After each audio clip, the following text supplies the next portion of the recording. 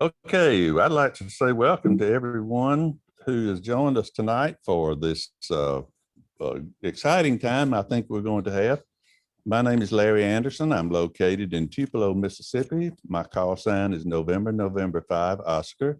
And on behalf of the other members in the Deep Dixie Contest Club, I want to thank you for coming and welcome you to this presentation. I think it's going to be very valuable.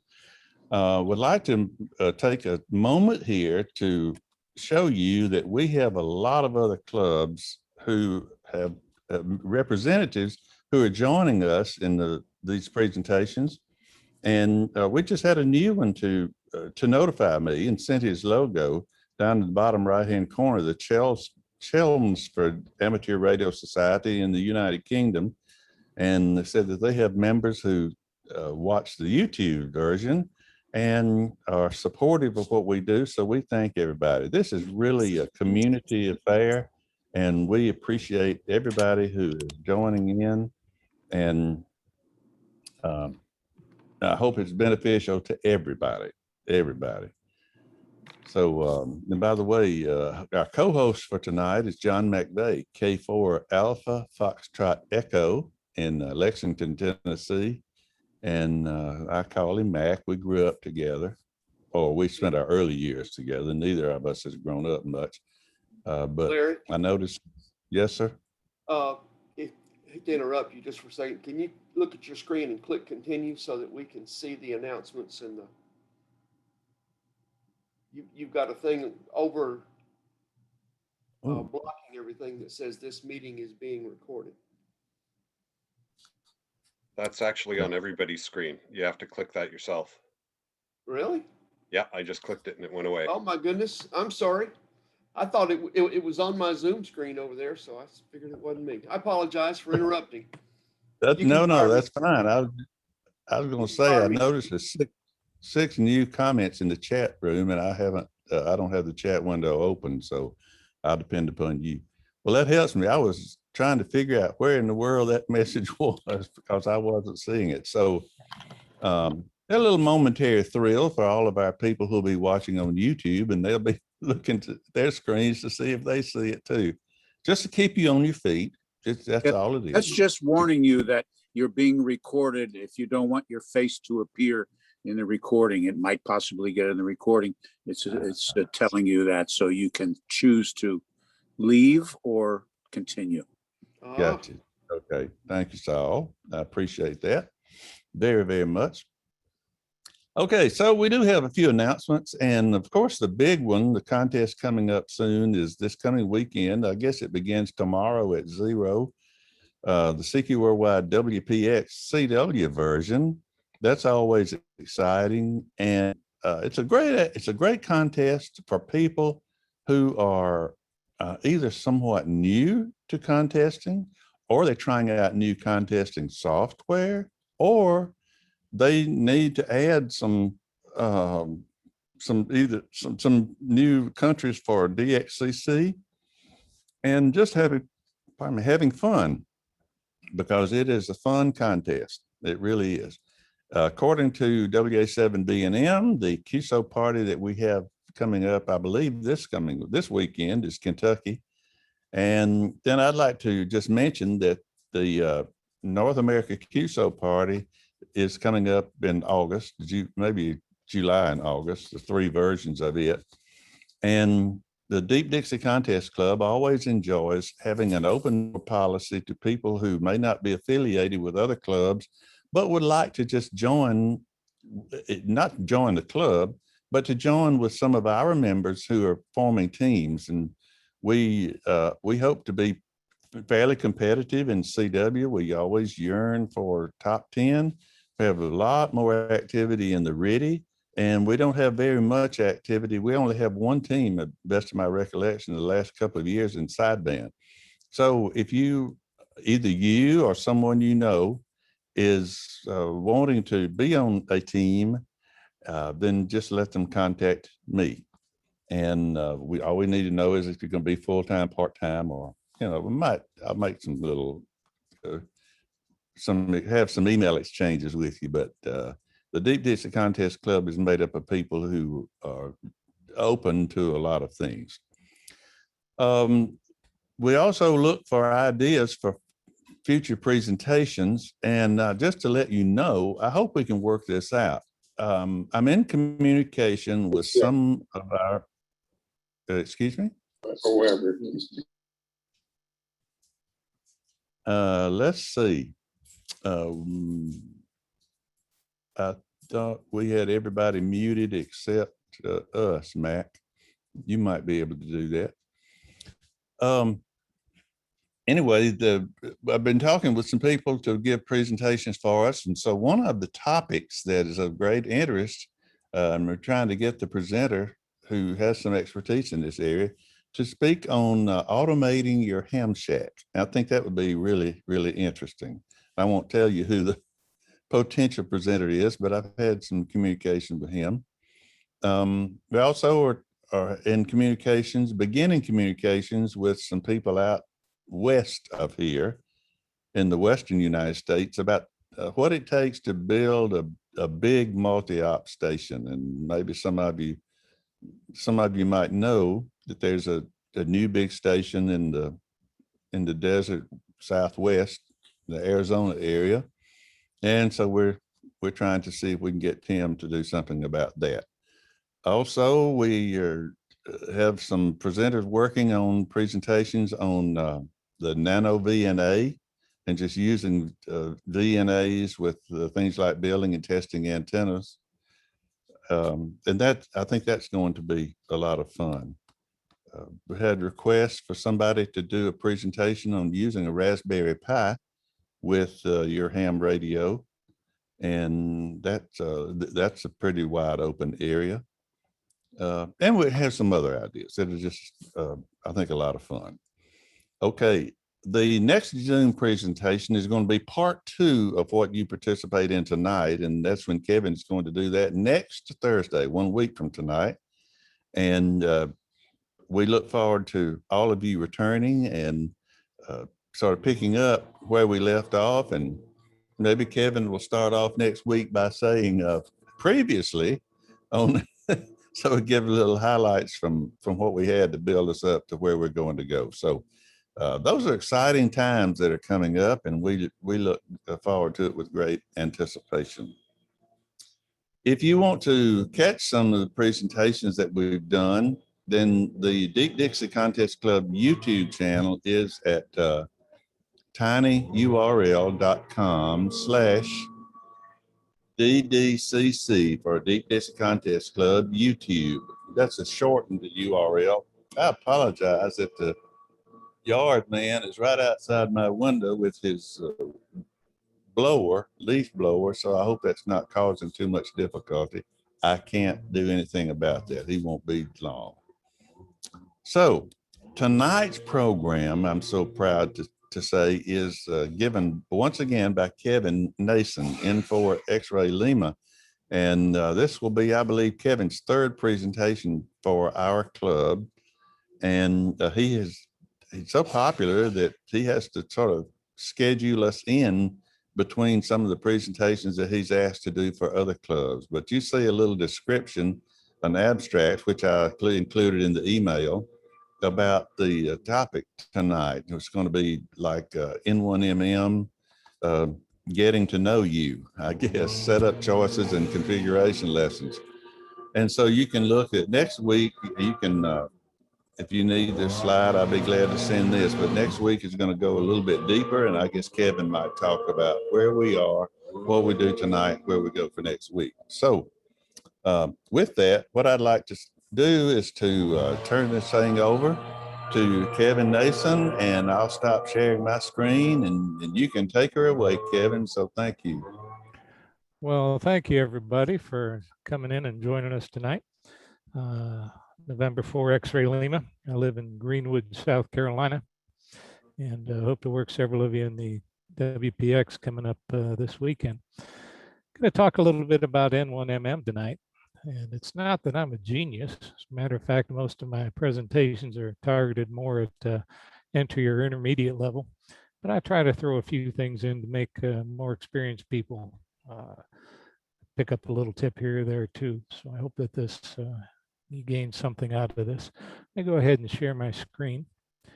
And let's see where we at. Share. I want to share sound and share. Hopefully y'all can see that. Anybody want to tell me it's okay? Yes, sir. Looks great. Okay. Great. Let's go ahead and keep going here then. So this is more or less some setup choices and configurations lessons learned that I've picked up with, but actually about, I'd say 3/4 of the things that we're going to cover today are questions that people have either asked me or I've run across on the reflectors, or people have asked others, how does this work? And with 900 pages in N1MM manual, there's just so much that you can learn. And after you learn it, you tend to forget it. At least I do. I think that comes when I got bald, that when the hair falls out, it pulls the brain molecules out at the same time, and I start forgetting things. At least I think that's what's going on. So today we'll talk about the configuration. And next week we're going to continue on, and they're fairly independent presentations, but next week we'll be talking about macros and some of the aids that we've covered in another presentation about how you use search and pounce and the spectrum display and what some of the SuperCheck partial things do. And the one next week I'll actually share my screen and we'll take a look at how it works, download some spots and show how to jump back and forth and different things, and make it more of a hands-on learning experience. But for this one, we'll play some audio files, but it'll be more or less just to talk about screenshots of how things work. And get over here and start this thing out. So the goals, explain why there's rarely a simple answer to setup issues. Boy, it'd be good if you could just go out there on the internet and pull up a how-to guide and get everything set up, but that can't always be done. We'll identify several N1MM and Windows settings that often cause frustration. That's why all the people ask questions about it all the time and where I pulled that from. And we'll talk a little bit about online resources to aid in configurations, which this reference list pretty well covers it. N1MM Plus on the website has a section called Ham Docs, which we'll take a look at. And most questions you can answer, find an answer to out of there. One thing that got put out at the Contest University, I'm very thankful the gentleman put that out, was about finding hidden COM ports. And I went out on the line and found some information about that also on the RIDI contesting site. Some people are familiar with, but others aren't, that the N1MM site also has how-to videos, which the development team put out. And those are very informative, good thing to learn how to figure out. But some people aren't aware they're out there. And another excellent resource is the N1MM reflector. You can subscribe to it, and it's pretty active, so you might want to get a digest version of it. But I also suggest, for a while anyway, you read everything that comes across, even if the topic doesn't sound like something you might be interested, because sometimes they tend to diverge, or they come up with a little bit of extra information which is related to the topic at hand, but could really help you solve another issue in another direction. So it's worthwhile just skimming them and seeing if anything pops out. And then there's others, talk about some specific messages that were there, some setup things, supported radios, etc. This is predominantly going to be a sideband and CW presentation, but a lot of the concepts transfer over. I hate to say I'm not into digital or RIDI very much yet. I'm headed that way, making some changes in my station. I've been threatening that for a couple, 3 years and haven't got there yet, but it's coming soon. So there's a lot to be resolved there with setting up MMTTY or FLDigi and tying it in. I regret to say we're not going to be able to cover that here tonight, but this will get some of the questions answered as we go through. Why isn't there a single help sheet that really comes out? Because every station is different. You have different computer operating systems. Old Larry there was trying to get me to use a Macintosh in the preamble to us starting tonight.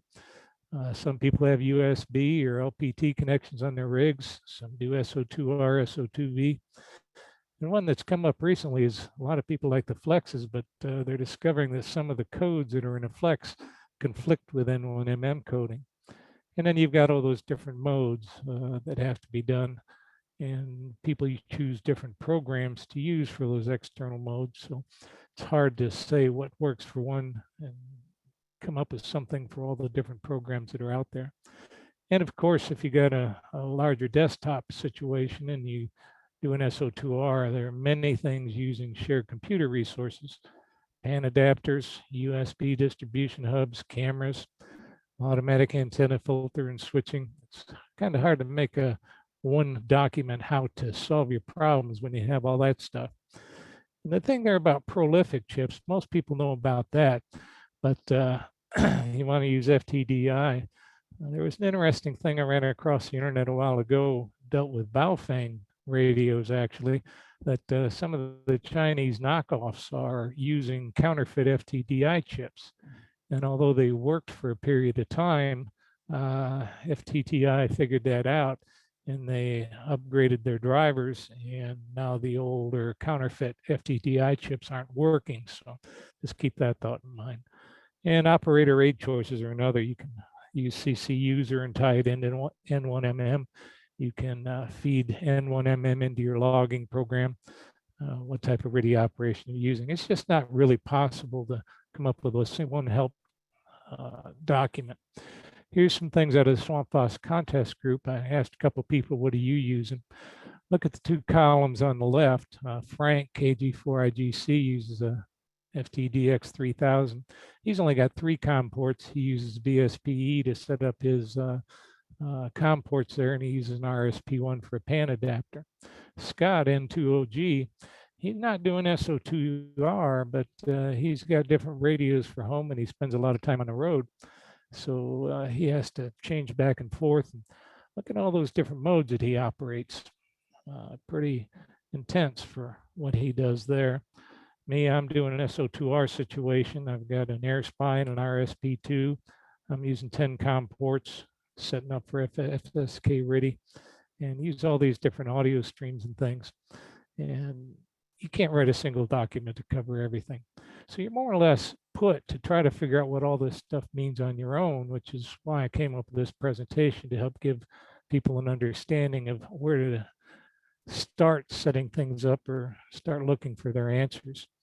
Another interesting thing is up on the right, things that people have learned. Frank's learned that updates to N1MM changes digital default settings. Well, the development team says that that didn't happen, so Frank might have another thing. It says that they do not change any of those settings, but there are some any programs that can be changed, and Frank might want to look into that a little bit. We talked about that before. And Scott learned that programs are not releasing the COM ports when the program shut down, so that he can't use it with N1MM.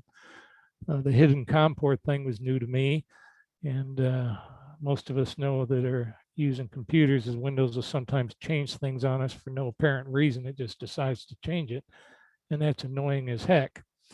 And Microham's pretty good about giving you a help document, but in their instructions it says never to use handshake for rig control, but you got to use handshake for my TS590. So even the instructions that are out there, you can't trust them any.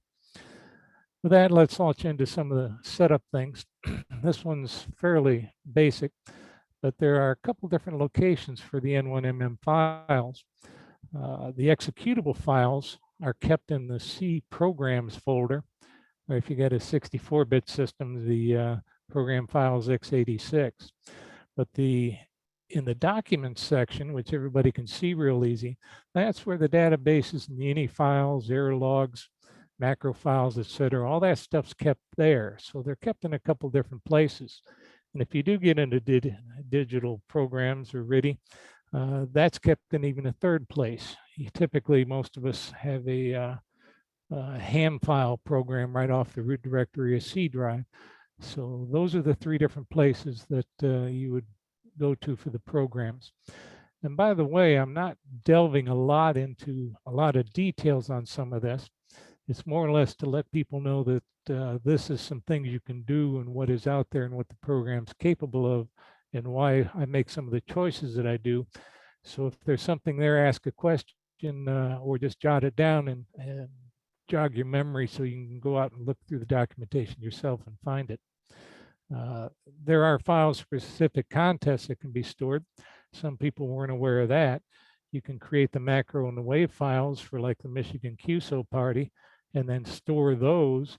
And then next year when it comes around again, you can bring them back and associate them with the contest, and they'll automatically be there for each contest. So you don't have to live with just the single macro files that are in there. Call history files are set up for most of the contests as well. What they do is you type in a call and it gives you some of the information about the person, exchanges and things. They're out there and they're available on the N1MM website. And you can export files for Log of the World or general logging program. Oops, that wasn't smart. Let's come back over here. And these export files, you can actually tie in like log for OM or DX log to N1MM while it's running and update them all automatically. And there are user-defined contests. You go out there and you can't find a contest program that you want to operate in the contest. You can roll their own. In a lot of cases, some of these user-defined contests, which are not immediately available in N1MM directly, you can go out onto their website and download them as well. I tend to operate primarily N4XL, but in the WPXs, I like to use Whiskey Japan 4X-Ray, although I'm going to use my own call this time. And I have used Whiskey 4 Sugar Fox, which is a Swamp Fox contest group club call before. They recommend you set up a separate database for each call sign. And one reason for that is you can set up little symbols in your macro files, and it'll go out and query the database and the log call that you have in that database, identifying what call is using that database. That's what will be sent in the macro for this little call symbol. And we'll look at that in a minute or two. Actually, this next one, it says my call or the asterisk, and it'll go get that. So if you've got a separate database for each call sign, the macros will work the way that they should. And you can put in multiple INI files to be used. They're kept in the N1MM documents folder. We'll take a look at that in a minute or two. And that's a good thing to do. And I ran across somewhere out on the internet where a man had set up a little, what am I trying to think, a Visual Basic type thing where he can just do a choice and it'll automatically call up the INI file that he wants for the program when he launches N1MM. Have a couple different N1MM launch icons on your desktop, and it'll load up the proper INI file for whether you're doing digital or CW or sideband type thing. So that's a thought too. And that information can be found as that shows on the hamdocs.com software setups area. This is what it looks like in the documents N1MM Logger screen. And as you can see, let me get a laser pointer here a minute. The call history files go in there. Your databases will be here. The function key messages will all be stored in there. User-defined contests and your wave files, etc. Each has their own little place. But down here's the interesting part, these logger INIs. And sometimes you get a corrupt INI file and you think, oh crap, the contest is starting here in a couple hours and I've just lost everything. I got to reset up the entire program. Well, N1MM was nice enough to set this up so that it actually retains past workable INI files for the day of the week, as it's shown right there. So if you get a corrupt INI file, you can just rename one of these old ones like Friday Out Back and rename it to N1MM Logger INI. Of course, you'll get rid of the original one. And that may save you having to regenerate everything and get it all configured again. I also, like I said, in the process of changing things, but I make a base copy of that stored in another location just in case it gets corrupted as well. So I've always got something. And the configurer, most people have seen this and got it set up. Everybody's is a little bit different. But what I wanted to point out on this screen was if you've got a little asterisk, like if this said 16 asterisk right there, and your program's not working, what that means is you have COM16 set up in N1MM here, but some other program is using that COM port. So you would have to go out and find out what that other COM port is and shut down the program so that N1MM would work correctly. I've seen that a time or two. This goes in behind the radio parts of it, right there. You hit that little sec command, you bring this up. Of course, you've got to set up the configuration for your radio and everything. Usually, a lot of things, I think ICOMs do, and the Kenwood TS590s, 890s, etc., use handshake, but some programs aren't able to support handshake as well. And when I first opened this up, I saw all these little things, push to talk via radio command, sideband, digital. What the heck is all them? Do I need to check them? What's that about? But normally those aren't used. They should not be checked.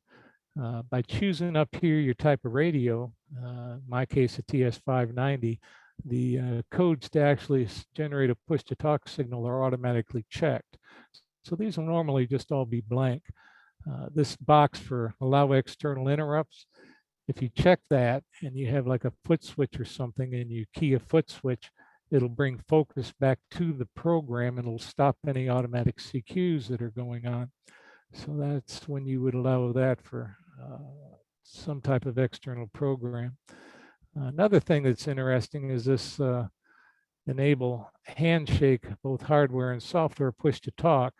I'd read over and over, don't do that normally. And here's a good reason. This will come off the reflector. Enable both hardware and software, use it with caution because some radios using software and hardware push to talk control at the same time will lock up the program and cause you problems. So that's probably not a good thing to normally check either.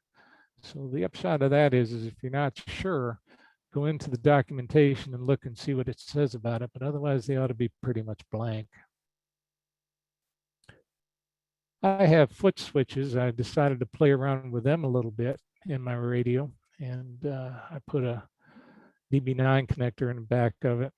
I wanted to, but I didn't have a DB9 socket, so I actually used a USB to serial port adapter card. It has two of them, and I put some foot switches in there, and this shows a drop down of what you can use to make those foot switches control.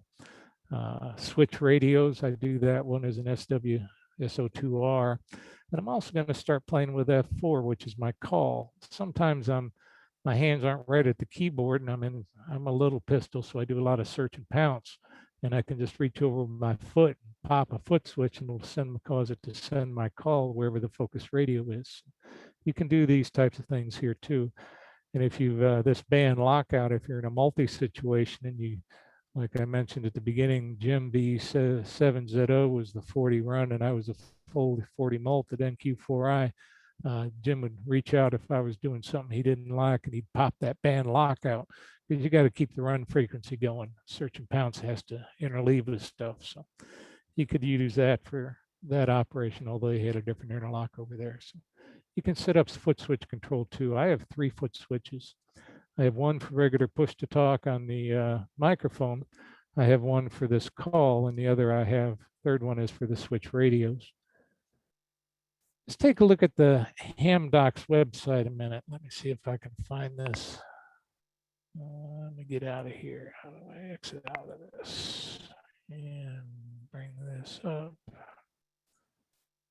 I'm sorry, I should have actually been there for this, but I wasn't.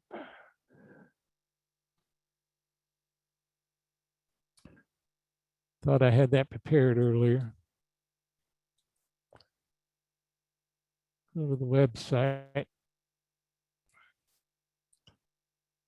And under this documentation, you get all these different things here: documentation at a glance, getting started, setup, the configure, the key assignments, shortcuts, windows, operating appendixes. All these types of things are right there, so you can do it, or you can actually download the manual itself. And as you click on them, it'll pull up that individual section.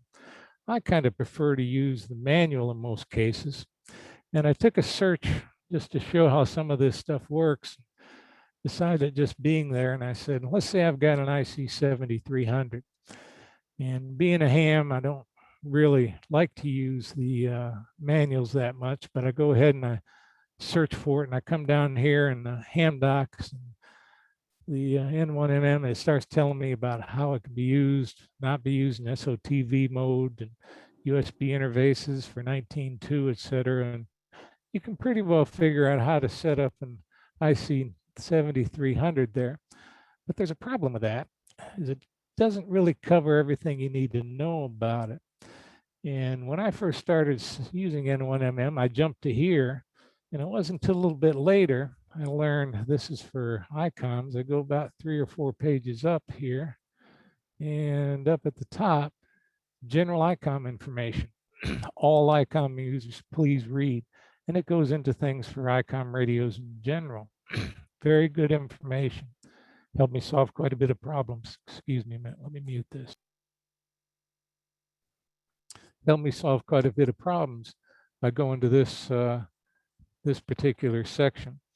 And it goes on to the next page as well. And there's a lot of useful information. Well, I had that part figured out pretty good.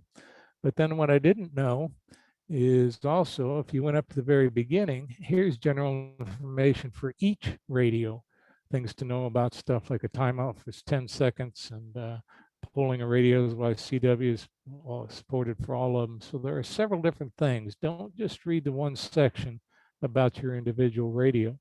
Take the time to go through and read all of them that deal with your particular brand of radio as well.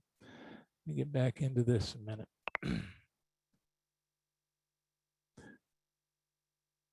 When to use the push to talk button. This was from the N1MM reflector. The gentleman sent out a message and he says, I have an IC746 Pro using a signal link USB. N1MM set up to see the radio, change channels, etc. So far, I've not been able to get the signal link to key up the rig. The red light keeps coming on, nothing on the rig. Well, this is a situation.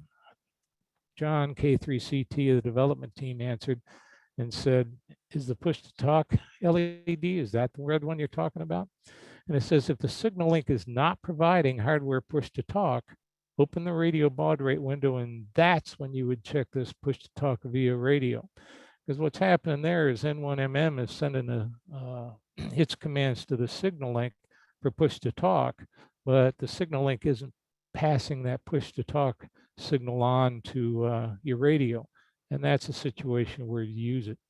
Also talked with Bill, N4IQ, and he mentioned another situation that he has, which is he using FL Digi, and he says he uses push to talk for radio command using FL Digi too. So there's a couple of examples where you would use those check boxes. In the configure, under the function keys, a couple of things I like to set. If I copy a call wrong, which unfortunately I have a tendency to do too often, check this box, and when the guy sends a corrected call, I'll change it in the N1MM entry field. And when it enters send messages, before I go ahead and send the thank you and solicit the next call, N1MM will automatically send the corrected call so that the gentleman knows that I copied him correctly. Of course, everybody knows to work dupes when running. That's been beat to death in other sections, but there's a checkbox for that. Up here at the top, one gentleman didn't use N1MM for a while, very good CW op, said he couldn't understand how to go ahead and get his call sign sent in. It was WN4AFP, and some people were starting their second CQ before they got his whole call put down. I like to check this too, because if I'm on automatic repeat CQ, as soon as I type a letter in the entry window of the program, it'll stop sending CQ for me automatically so that I can start copying. So there's a couple things you might go ahead and check. These down here at the bottom, you can change them to whatever you want. But be aware, if you download macro files off the internet, they're generally set up in the pattern that is the default for the program. I have changed some of mine. I do it fairly often. But if you change these and then you download a program or a macro from the internet and it doesn't work, you start sending weird things. This is one place you might go ahead and check. We'll talk about some others in a minute. Under the mode control, this is the mode recorded in your log, and you can take these different choices. One is the radio mode, which is default. You can tell N1MM what parts are CW or what parts of the band are sideband or digital, etc. You can tell it to follow that.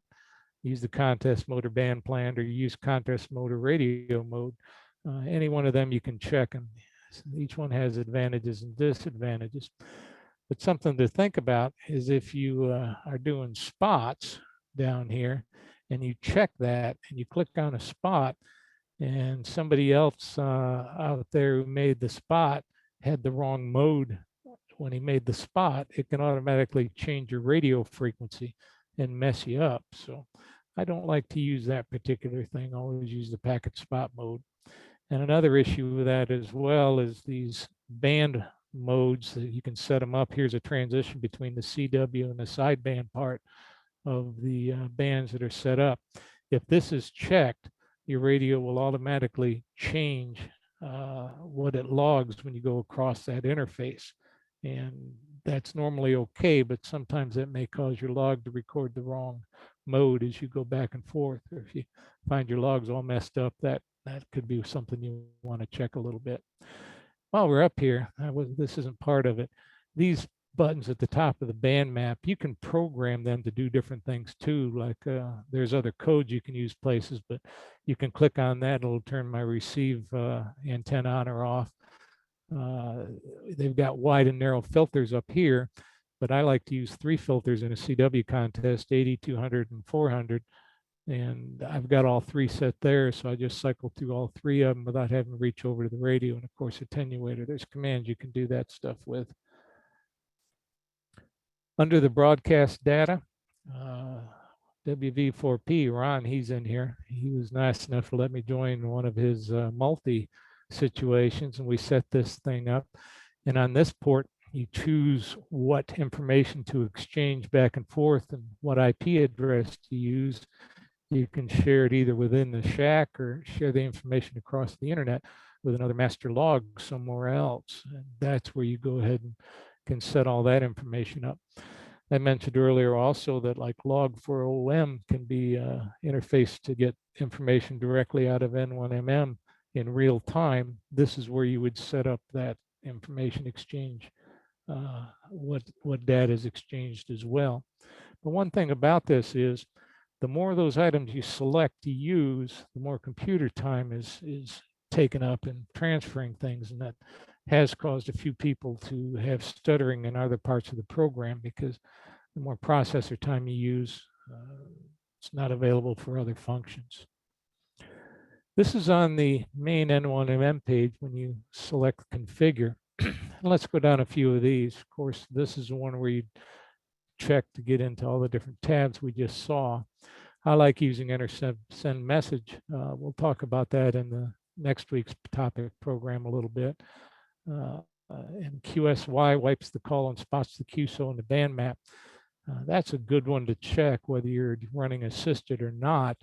Well, if you type a call sign into your entry window and you tune the VFO and you go off by having this checked, if you didn't manage to work the guy doing search and pounce, a little pistol station like me, that happens too often. Just by tuning off frequency, it'll put it in the band map. And some people have asked, does that make you assisted? No, because you found the station and you put it in your band map. It's just like writing down the call. N4XL is on 3805, and then you can go back and find him later on. Grab focus when other apps and the radio is tuned. You reach, if you're somewhere else, and you reach over and grab your VFO and spin it, it'll go right back to the entry window. I do a lot of search and pounce, so I don't want it to shift CQ to CQ to run mode when I go across the old CQ frequency, because then all my macro files change on me. Show non-workable spots and dupes and band map.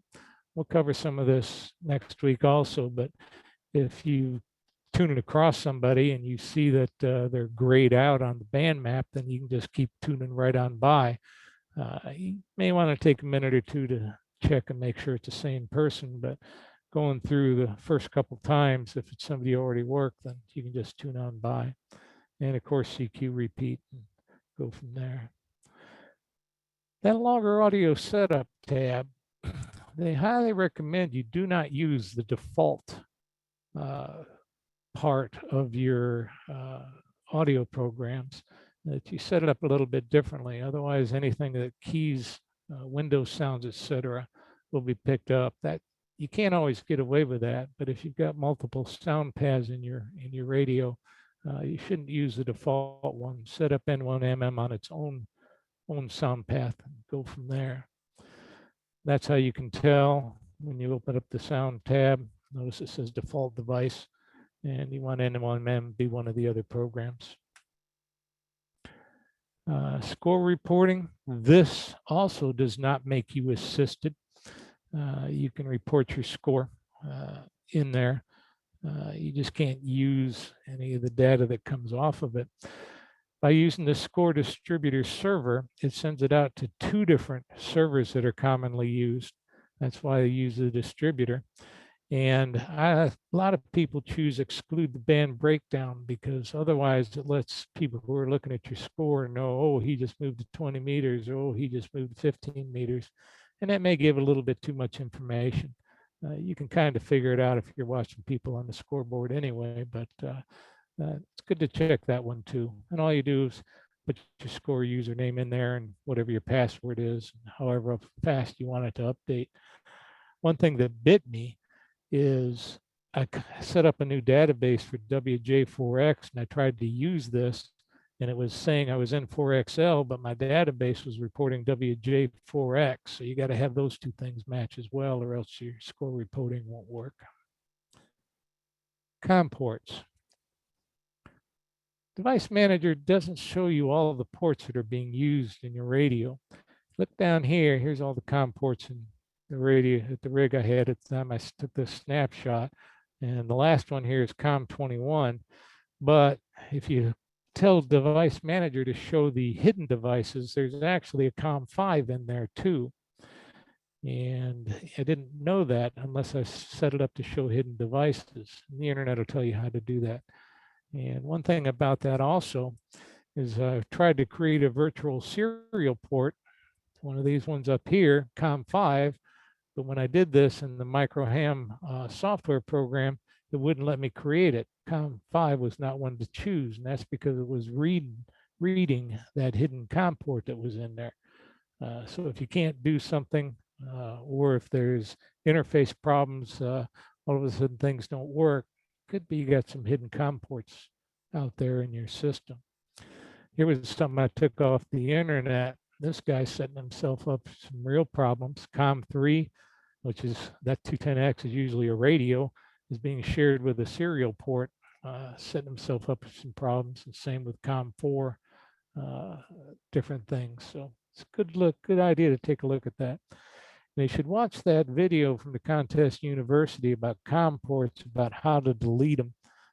It's a good case in many cases to make the drivers for them go away as well, because the driver can cause some issues on top of that. Another thing that is kind of a pain is by default, Windows will can turn off a COM port if it thinks it'll save a little bit of power. So this checkbox that says allow the computer to turn off device to save power, you want to uncheck that checkbox. A lot of times that could be why your system isn't working correctly. Under the advanced settings for the COM port, in this case COM121, down here at the bottom, let's take a little closer look at that section. This disable modem at startup. I like to check that. Went online and I did a little bit of looking what that was about.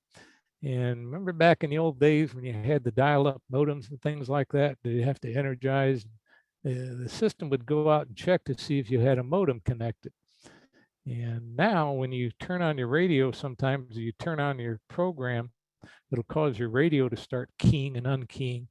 That's because if you don't disable that modem startup, in many cases that Windows will start going out and seeing if there's a dial-up modem connected, and it'll start checking the different ports, and it'll send a signal which will key your radio. So when I started checking that box to disable that, I started having far less of those weird things happening with my devices whenever I started and stopped programs. And then there's this other little block in here. Windows has a nice feature that'll do selective suspend to save laptop battery time, I think is what that's for. And if that's checked, despite the fact that you've got to check about power in another place, it can still suspend your program. So I think you're supposed to select that one as well. I'm not a computer guy, but that's what I think I remember. Of course, on the COM port settings, these all have to be set the same throughout everything.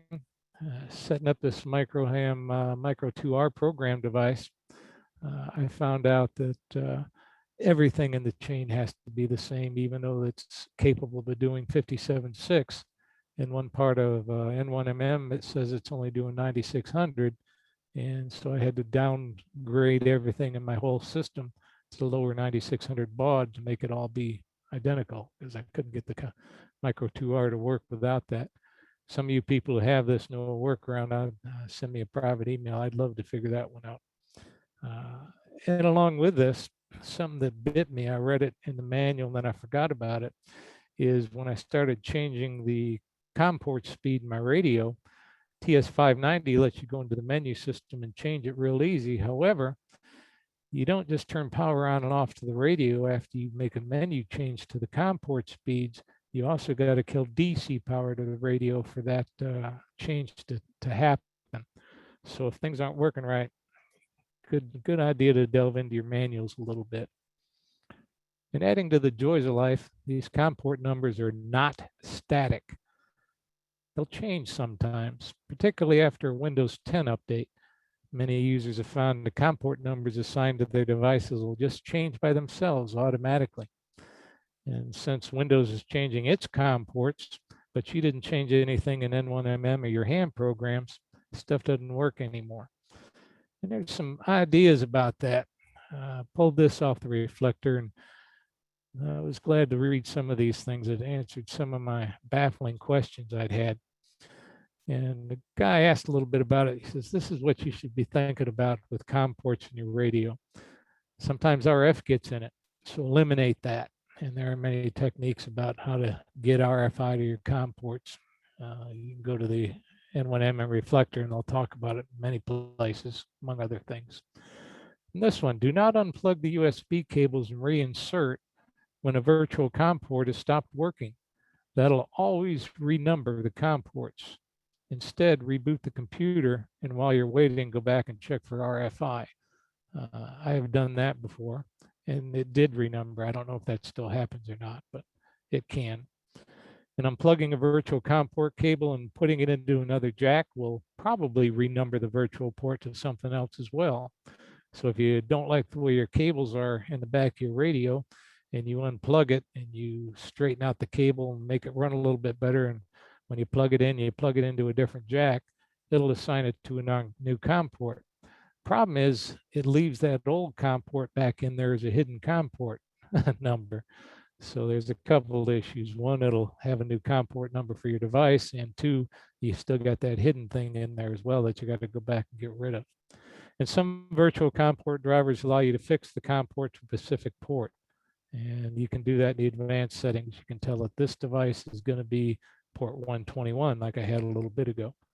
And Silicon Labs drivers, for example, ICOM radios do that. Continuing on from that little thread message, if you're using powered USB hubs, which I've got one here in the shack, do not remove the hub power after the computer is powered. It can be a source of changing virtual COM ports. When you put power back in, it'll think, oh, this is a whole new device, and it'll renumber all the COM ports that are plugged into your hub. Allowing your computer to go to sleep or hibernate can also cause problems, cause them to renumber when it wakes back up.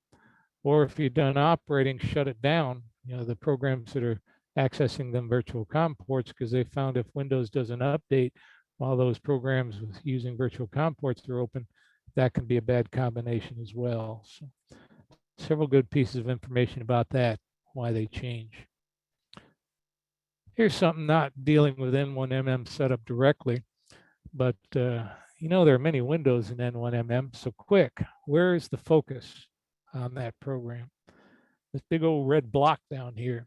I set my computer up so I would see that easily if I take my eyes off the screen. You do that under the color section of the Windows setup under themes. I take transparency effects off so that red block is all the way across the window. Choose the color you want and make it be title bars and window borders. And again, that makes it real easy to see, so you always know where your focus is on the radio.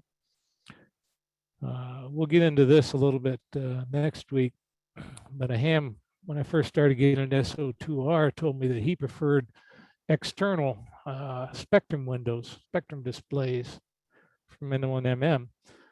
Just worked better for him. They were neater, easier for him to see. But after we started exploring it a little bit and found out how the spectrum window in N1MM integrates with the other parts of the program, he's now a convert and has changed over and he uses the spectrum display in N1MM.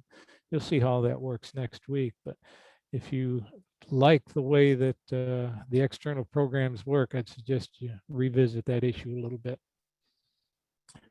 The spectrum display, a couple things here that you can look at. Setup configurations for many radios are in the Windows section of the ham docs or the window display for like Air Spies and RSP ones and some of the others that are in there. They'll tell you how to set it up. And in most cases, you want to use an IO with the external IO DLL files for best performance. And what we're talking about here, let me get rid of that a minute, is in the spectrum display window over here. You pull this open and you want, excuse me, IQ, I didn't mean IO and that other. You want to use this particular tab and use a DLL to run it according to K1, excuse me, to N1MM. It makes the program run much better and uses less resources. I didn't know that, and you can see there's a connect tab right to the left of it. When I bought my Air Spy, I used that to start with, but it does seem to work better using this IQ. And your choices here are quite a bit different. And this is way too high for an Air Spy. Under that section of the manual, you can open up the SDR's own UI and drop that down to about 192, and it'll give you much better performance as well. So it'll tell you how to set all that stuff up. Your CPU type, frequency bin, display bin choices directly affect performance.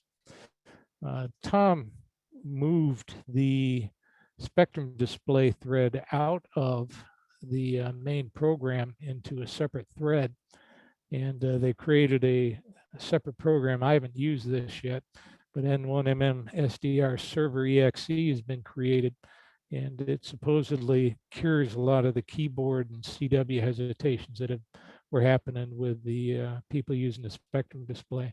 I hated that spectrum display for a while, but they've made significant improvements in it if you haven't used it for a bit. Best practice for N1MM, once you get everything working, go ahead and document it. There's a couple different ways to do it. Here's one that I use. All these screen snapshots of how I had things set up. I took pictures of them, print them out, and I've got them in a manual over there. Of course, I'm changing everything around. I got to redo it all. Bill, N4IQ, rolled his own equipment and everything, and this is how he laid his out. This is from a few years back. He's modified it, has a newer one out there, but real handy to have if you get problems and got to sort everything out again, like Windows doesn't update, renumbers everything on you, or if you have to change things around. Document everything that you can. Not directly this one with a setup, but one of the questions that came up before in another presentation I did was, I made a comment that you can download all contests and upload it into the log of the world all at once or into a separate logging program. And you do that here under the file, export file to all contests operation. While we're here, a lot of times you may want to do a test with a particular database. And what you can do is have your database opened up in your contesting program. You can create a sandbox or a test database, and you can copy the contest you just finished like Michigan QSO Party or CQ Worldwide into the training database and do whatever you want to do to get things set up so the next time you do it, it'll be running just fine. And then down here also, you can export the call history from the contest so that if there's not one available out on the internet, you can use the one you just did. I actually used that in the Michigan QSO Party from last year to this year. I exported my call history from Michigan QSO Party and used it the 2019 one, or excuse me, 2020 one and the 2021 contest. So different things you can do there. We're winding down here in the end. I'll talk a little bit about some of the WAV files. One mistake I made early on is I would use the transmit monitor of my rig, which I had the compressor on to record my WAV files. And then after I recorded them, I'd feed them back into my radio with the compressor still on and compress them a second time. That didn't sound all that great. And there's this nice program out there for WAV files called Audacity. Take some time and download that if you haven't. Start playing with it a little bit. We'll show you about how to trim some of the start-stop spaces off it. And some people didn't know about this. You can normalize the audio files. So if you record one now, and then a couple minutes later you record it again, you might not be talking at the same volume level. You can tell the Audacity to make the peaks of each WAV file be the same, and it makes your the WAV files all more of a standardized volume. That's made a world of difference in how it feeds into my radios over here. Sounds much more natural. And some people like to amplify or reduce portions of the soundtrack. You can do that as well. I'll show you part of that in a second. And I found that when I'm doing numbers or letters, I like to do it all at once, like 1, 2, 3, 4, all in one big file, and then grab the individual letters out and copy and paste them into a new file. That I'm much more uniform in how they sound by doing it all at the same time. And when you get these numbers and letter files, they go in that letters files folder that we took at a minute or two. So what is this? Oh, another thing here. It's annoying as heck for me if I hear somebody calling CQ in a voice that sounds like this, and then all of a sudden somebody comes back like that. I'm not sure if I'm listening to the same person or not. Your recordings ought to be the same as a live microphone so that the person on the other end maintains their focus, and it's easier for them to get your exchange information in poor conditions. It's really distracting to have somebody calling CQ in a female voice and then have a male voice come back, or vice versa. Just tends to slow things down. And there's this other thing called Concatenate, which basically means run them all together. One reason why things sound so robotic in voice keying is that it takes time for the program to go out and pull the WAV files off the computer, process them, and send them to the radio. And normally, unless you tell it to run them all together, if you're doing an exchange, it'll go out, like say your number is 195, it'll go out, it'll find the 1, it'll convert it, send it to your radio. Once it says, yeah, the radio's got it, it'll go grab the 2, convert it, send it to the radio, and then it'll, just one sequentially. But Concatenate loads all the files at the same time, gets them all ready, and sends them in like a burst transmission mode to the radio. So you eliminate a lot of that hassle. Hopefully the audio will be working and that you can hear that. Here's when I recorded some numbers. This one's 1 and unedited. Looks like they're at the top. And when I trimmed it, so I got rid of the space at the front and the back, you can see how much shorter it is. And then when you normalized it, you can see the peak changes between the middle and the bottom pictures, a little bit higher there.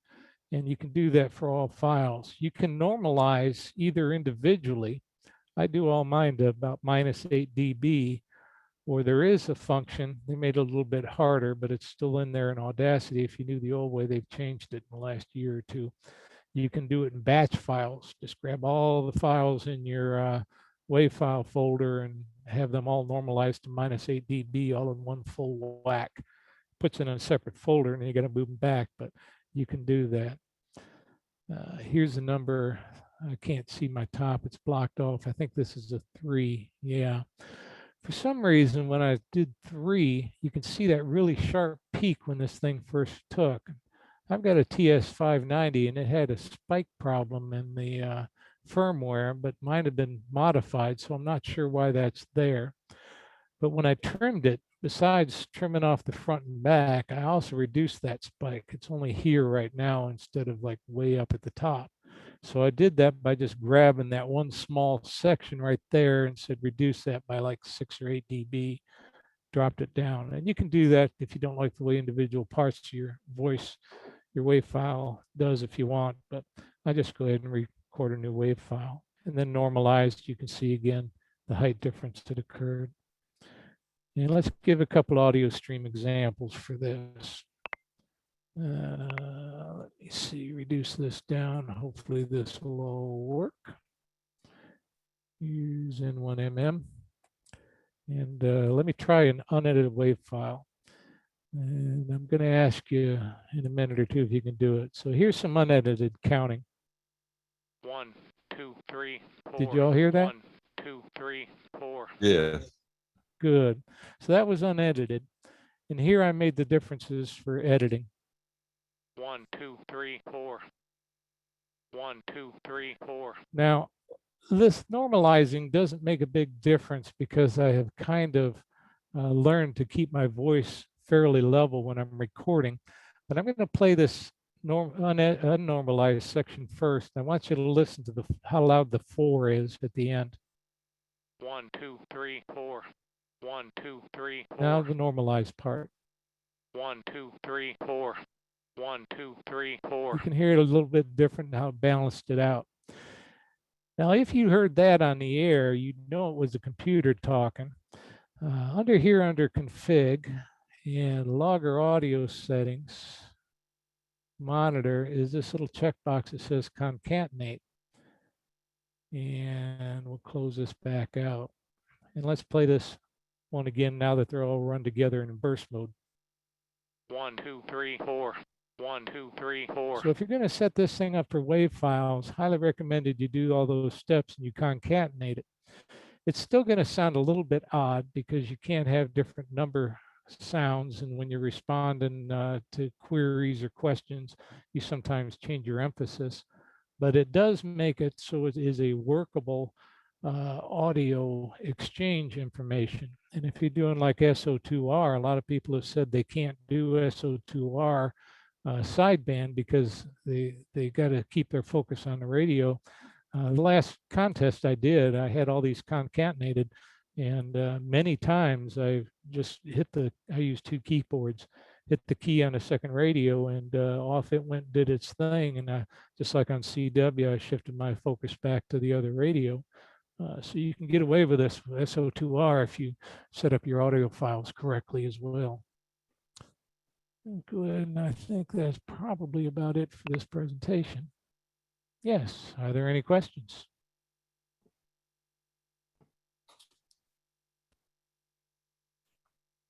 And yes, we did have some questions. I think some people are going to jump in here and ask those questions. So y'all come on, if you have a question, now's the time. I got one, Kevin. Okay. That's Mike AB0TX. I run a 590 as well. And a lot of times before the contest, I'll have the radio on and N1MM Logger up, and it'll drop my radio. It'll lose the connection. Do you ever have trouble with that? Are you going from the computer to the radio directly? Yes. I'm not. I'm going through a micro ham device, so I don't have that particular issue. I'm having a problem with MK2R right now that something's causing some interference, but I never had a problem like that before. Bill, N4IQ, runs 2 TS590s. He's in the same contest group here in South Carolina as I am, and I'll ask him if he has anything and feed it back to you. And you might also ask N2IC. he runs them both as well. Anything else? I have a question, if I may. Yes, sir. Hotel Bravo 9, Charlie, Victor, Quebec. Andy, I'm running a Fox Tango DX101 mic Papa, and I'm fairly happy with the N1MM in the CW mode, but I'm not so experienced in starting the WAV files in SSB mode. Now, my key question is, can I do that via the USB, or do I have to use something like an extra ham box or something? Which radio were you are? I was writing down Steve's. Yeah, Isu Fox Tango DX 101 mic Papa. I don't have the 101, and I know right now they're having some issues with the 101 software. My guess is that you should be able to do it with the USB, but I don't know for sure. Does anybody out there know? What I did with the 590s, and it's obviously not the same, but also with the 1000 MP that I had, is run the audio from the rig out into the sound card input and use a transmit monitor. And that's how I record most of my WAV files from that directly into Audacity. And because I'm going through the transmit monitor directly, it sounds just like the microphone does off the rig, and that satisfied my requirement to make sure they sound the same. So I think you probably rig up something pretty easily from the audio output of your rig card input. Okay, thank you.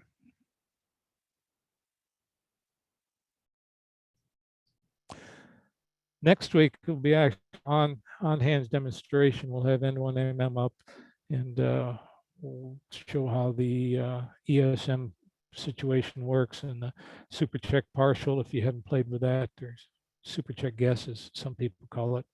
And I've covered this in a previous presentation, but how I use the spectrum display in conjunction with the molten Q window and the band map to jump from spot to spot. And you can do that. We'll also cover macros. And Randy, I'll pick up your suggestion last time, W8FN, and talk about the option in the front configure menu too. But we'll show how to set up macros and some of the different choices that come in there. It's this one was pretty much basic for setting things up. The other it's more hands-on and how do you actually use the program, or how I actually use it. Larry? I got a question. Okay. When you were setting up the COM ports, you had on your program, you had stop bit set for 2, and your radio and the recommendation from N1MM was to set it to 1. What's going on? Well, N1MM said set it for 1, and he also said 38.4. But if I read the TS590 manual, it tells me to use stop bits 2 and anywhere up to, was it 115? So I typically used to use 57.6. So you don't have to use what N1MM was recommending. And since the manufacturer suggested 2 stop bits, that's what I used.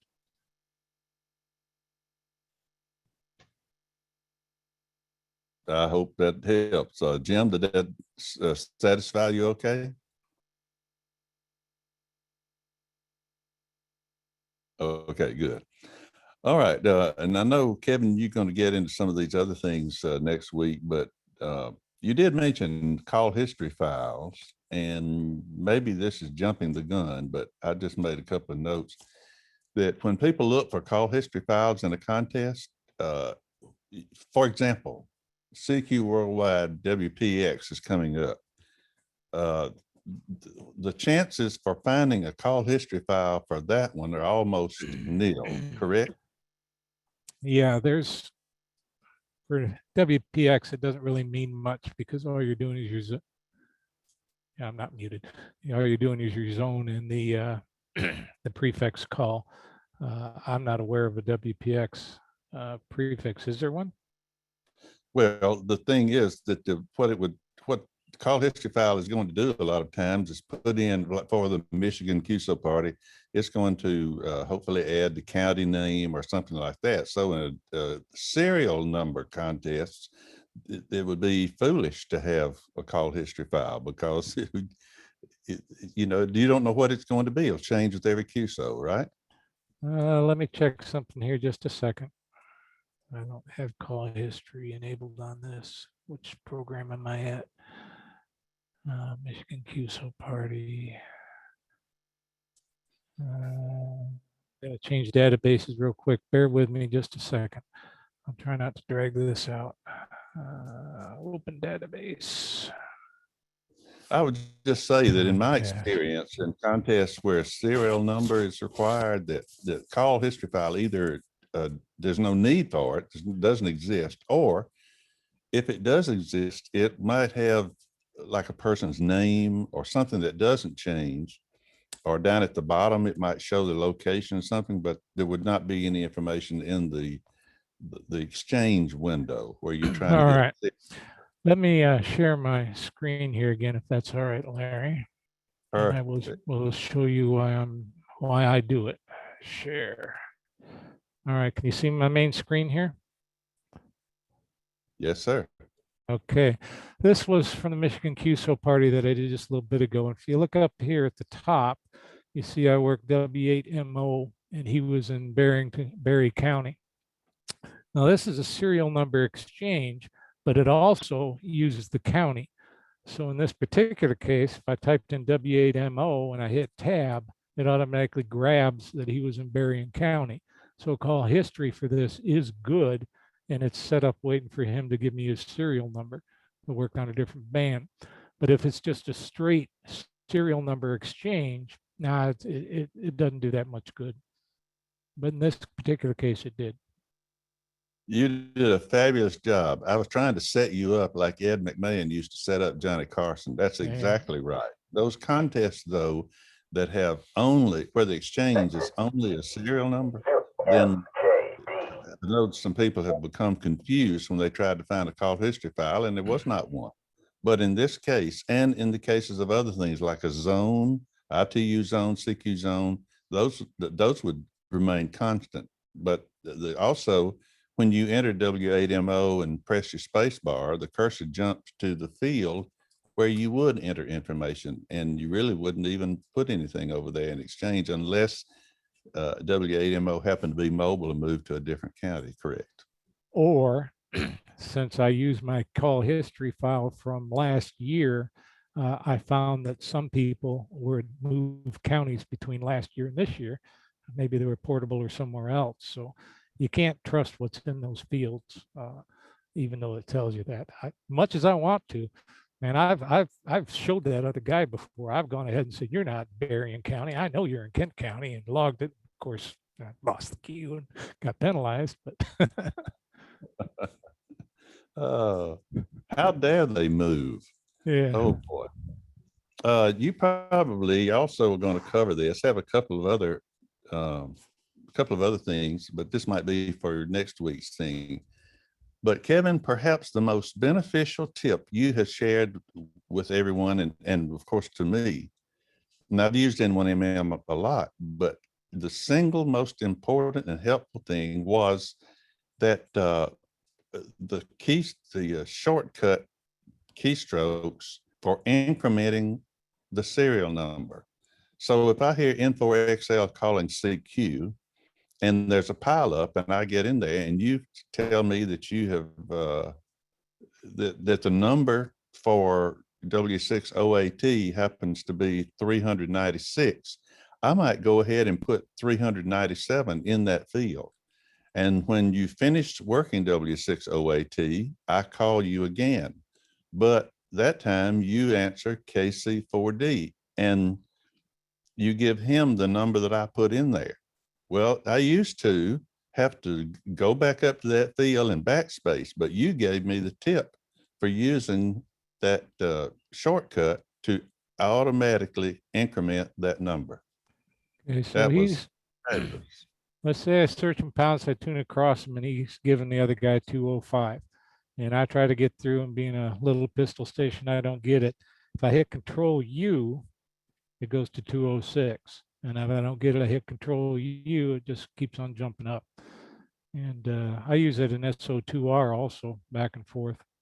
And I wasn't going to share this particular part, I don't think, in the next program, but I use a macro, excuse me, a gaming keyboard, excuse me. And I've programmed that Control U into one of the, it's like a function key over on the side of the gaming keyboard. So I don't have to keep using Control U all the time. I just hit a single button on the macro on the gaming keyboard and it'll do it automatically for me. Okay, well, I just, in case there was somebody who's a new or seasoned N1MM user and encounters those things like the contest this coming weekend, that was a really helpful tip and I appreciate it. Yeah, you've got a, I've got a cheat sheet that I created in Excel and my commonly used things in case I don't remember them. And I printed it out, color coded it so that it was in groups so I could quickly locate it if I was doing CQ or trying to change CQ repeat frequency. All those keyboard shortcuts are all grouped together and with a single color. And I keep that posted right there all the time. If you're not using shortcuts, by all means, start looking up that section in the manual, what they can do. And you can learn to look at some of them. Let me share this screen again real quick while we're here. I think I'm still there. Like if you hit config, here's for CQ repeat, there's what the shortcut is, Alt-R, Control-R, etc. But one of the best things I ever started doing was opened up that part of the manual, N1MM, and where the shortcut keys are, and just started looking at them and said, oh, that looks useful. That's how I discovered Control U. Okay, while we're waiting for someone else to ask a question, I will say that Kevin, perhaps in the chat room, the single most asked question or request made has been, will we be able to see Kevin's slides? And I told him you had been nice in the past to share those with us, but there are people who are, you know, inquiring minds want to know. I'm willing to share it with the DDCC if they have some place to put them. I don't have a web presence that I can do that. And the other thing I will say is people don't like me for this, but those, a lot of cases, those things that popped up on the screen with the highlights and circles and arrows and overlaid images are all on the same slide, and it's part of an animation. So you're kind of got to have either PowerPoint itself or a viewer that can run those PowerPoint macros to see it all work. Otherwise, some of the information is covered up. You can get a lot of it, but that's just the way it is. Well, here's what I would say. What we've done in the past, I think Kevin shared some slides from another presentation. I know somebody else did. And if he just sends me the PowerPoint file, then when I post things to YouTube, I can just add that as a linked file in the YouTube description. And then you just click on that link and you can get the PowerPoint presentation downloaded to you if you happen to be one who uses PowerPoint. Send it to you when we're done.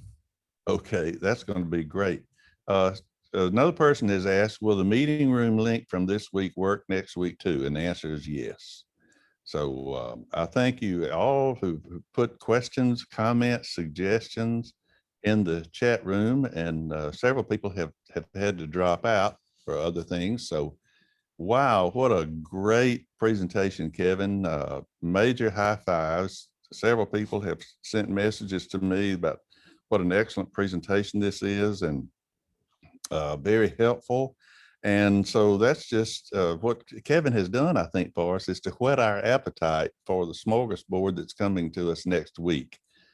So be sure to watch this, pass the information along, and you can pass along the YouTube link to other people. And that's the whole purpose. We we get better because we help one another. And maybe not everything works the same for everybody else, but we'll be farther down the road than we were when we sat in the room and were scratching our head and said, I wish somebody else had solved my problem and told me exactly what to do. And unfortunately, the world doesn't work that way. Just to celebrate for the moment, I will tell all of you who are still in the audience that the license that I have for Zoom allows us to record for more than an hour, so we can do that, or more than 40 minutes. And also, the meeting room can hold up to 100 people. And you know, we reached 100, and we had other people who wanted to get in, who were polling some of our Deep Dixie members, asking why they couldn't get into the room. So that's nice to have that many of us who are trying to improve our expertise and our prowess when using this contesting software. And the only answer I have to something like that is to watch the YouTube channel. And then if you have questions, put those questions there, and maybe we'll revisit that before next week. So anyway, just the kudos continue to come. Kevin, thank you so much for being willing to put together this information and to share it with us. And I think one thing that makes your presentation so remarkable and appreciated is that you take the approach of, here are things I tried, and this is what worked for me. Here's where I stumbled, and this is how I found the solution. And it's just great. Now, Kevin, I see that you've already sent that PowerPoint file, so that's great. So one last request I'll make. Anybody who's still with us who has a question, a comment, or suggestion that you'd like to make before we close the recording, come now. I have a question. Okay, go ahead, Keith. NM5G. Thank you. I work the CWT every week, try to do all three of them. And I use call history file. It increases. I do a search in pounds, and using call history helps a lot in my speed, moving up and down the band. But I've noticed that sometimes I enter the call and it doesn't fill. I look up in the history file, it's in there. I'm wondering if there's an answer for that. It's you know, several things that happen when we use radios. It happens because of magic. And so this is what we call reverse magic. It was or Murphy's Law. Murphy was doing one-arm push-ups. That's what we used to say in the Army. I don't know, Keith. I think I may have an answer to that, Larry. Here we go. Saul, if y'all get ready. If I'm understanding the question, you're getting the wrong information when you press the key to. You're getting the wrong CW op number. No, no, not the op number. If you called and I called and I put your call in, I hit hit space bar. Normally, if you're in the history file, it'll fill out everything, and I can basically send you your call, and I'm all done. I don't have What's not getting filled out? In this case, like there was one N7DX. I entered N7DX. He's in the call history. Okay, but when I put in N7DX and hit spacebar, it got blank.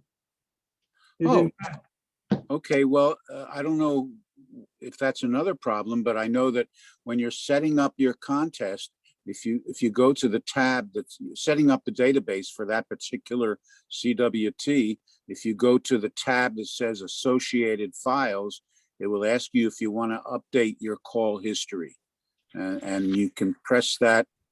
So maybe you're not updated, but if you're getting nothing at all, that might be another problem. Well, what I do every week is I download the latest CWOps file put out by Claude, and I import those into call history.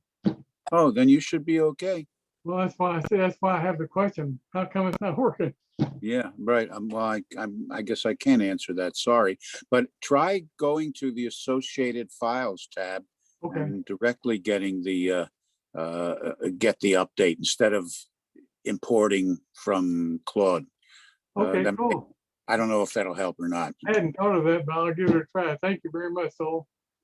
I You think bet. it's like Larry said, it's some of that reverse magic. I've had that happen on occasion myself, not very often though. That Yeah. doesn't happen. There's maybe 1 in 20 calls that does that. Okay, thanks. Well, thanks, Keith. That's a great question. And also thanks to Ted and Saul. You know, I tried during CWTs to keep a piece of paper close so that if things are going pretty fast, and y'all just wear me out. I'll tell you what, I'm searching pounds, and I usually set it at 40 words a minute, and that's just so I can keep up with you all. But I try to write down things. In a case like that, I would try to say, well, N7DX, I just want to look in the call history file and see what's there. You made me think about the days back when I was writing basic programs for my Apple II computer. It was so new, it had a 4-digit serial number. There wasn't even a hard drive available way back then. But I remember writing programs, and I would accidentally, when I'd reach down for the shift key to type something into the program, I'd accidentally hit the control key, which would put in a control character. And An they're done invisible, that. and you wouldn't. So any of you who've been around a while know those things have happened, and you couldn't Oh, see yeah. it. Oh boy. I've been programming for 50 years. I can't tell you how many times I've done that. Yes, sir. Oh boy, live and learn. These young things who are starting out with everything is WYSIWYG. They're about the good old days when we were putting EA proms and things, burning things on EA proms and sticking them in there. And okay, anyway. Okay, let's see. Someone else had a question or a comment, and we need the QRX for you. Anyone? Ferris Bueller's Day Off.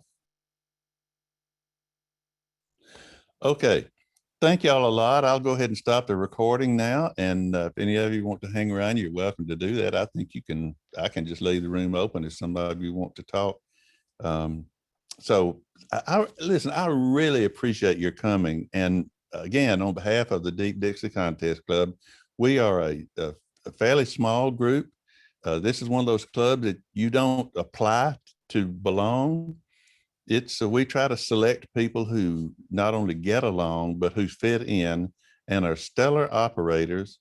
And we have some good folks. And we even have some people who are members of more than one club. For example, Kevan is in the Swamp Fox Contest Club. And so, you know, you help everybody. We have some people who are members of the Society of Midwest Contesters. Anyway, so we have a good time, and we look forward to seeing everybody back next week.